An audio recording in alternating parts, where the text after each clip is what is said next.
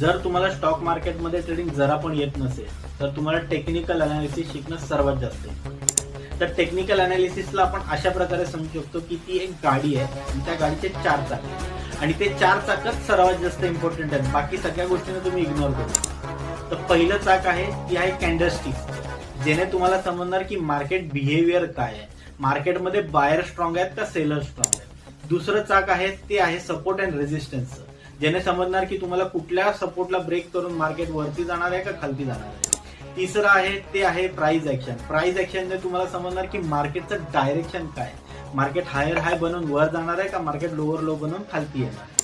चौथा आहे तो आहे व्हॉल्यूम, की मार्केटमध्ये ओव्हरऑल व्हॉल्यूम काय आहे.